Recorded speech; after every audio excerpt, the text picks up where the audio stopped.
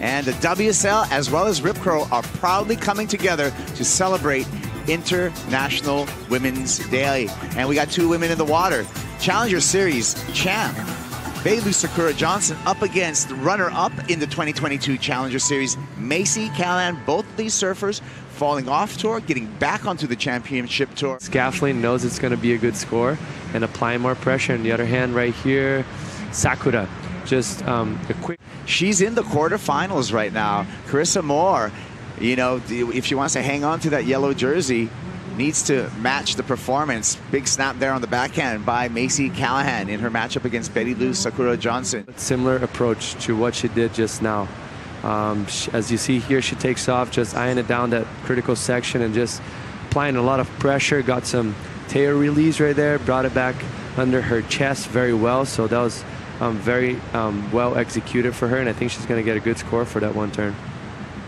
Score came in for last of Carissa Moore as we're finishing up this week. Moore still trailing, needs a 6.14 right now, under 2 minutes. 2-minute drill for the 5-time world champ as we see Macy Callaghan catch a rail there in the foam against Bettylou Sakura Johnson. Right, that's a big gap, so Betty up and riding right now as we speak.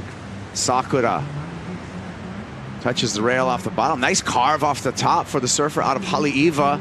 Difficult section there. You could see the backwash hitting her while she was doing that whitewater climb, and that bucks her off.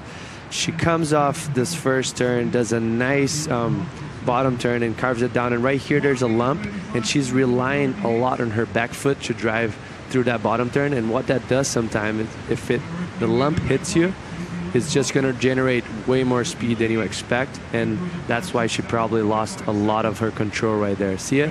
She was relaying on her back foot.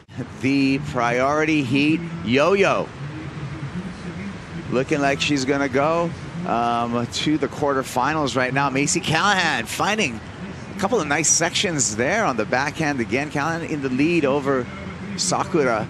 Drops the score up in the 7s. That's going to be tough. It is tough. It is tough for sure. Live action here. Just driving down the line. Bettylou, bang, hits it hard off the top and maintains that speed into that maneuver. Clips it for a strong finish. Yeah, you know, Betty just trying to find some open face, and then she finally does here on the end where she actually gets a little lip and throws out the tail, gets the arms up above the head, and gets some fun little finner right there, you know, like pushing the water out the back. You can see the timing was perfect to get out in front of it. Right now, Macy Callaghan, the Australian, with the lead. Here's Bettylou looking for an opportunity from mid-face. Doesn't bring loads of speed into that turn, just kind of clips it and gets a little hung there. She's not really been able to open up thus far. And here, she looks like she's been struggling just a little bit to get out on that and into those turns. It just means yeah, there's a lot of movement on this wave. I mean, with this extra bump, you've got the backwash. The way it was last year for her, and what happened? She came around the corner, won the whole year. Bettylou, live action off the bottom with speed, much better. Aggressive snap from her. Ejecting spray into what are now sunny skies here in Portugal. Tags it again for a finish, or just try and crouch to make sure she rides out of that. So having a crack at it, 5.44 the requirement. And very quiet as we watch the replay here of this one.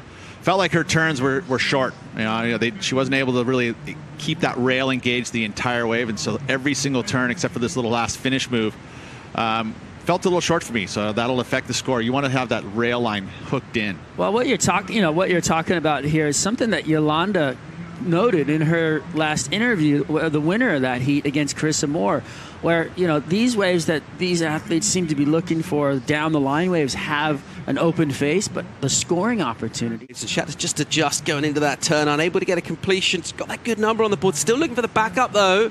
Here's Bettylou. She's still hunting. Not long left in her heat either. 3 on the clock. Still looking for that 5.44, and at this stage, that feels like quite a weighty number. Just over 2 on the clock in our heat between Macy Callaghan and Bettylou Sakura Johnson. That was Macy on a muscled up left, a bigger wave. That one just rumbling away from her. Time ticking away on Bettylou. She got priority. Won't find a wave to be able to use it. And never really unable to go through the gears in that heat. It's well done to Macy Callaghan, who picked the eyes out of condition. She'll get the win and go through to quarterfinals. More live action from the MEO Rip Curl Portugal Pro right after the break.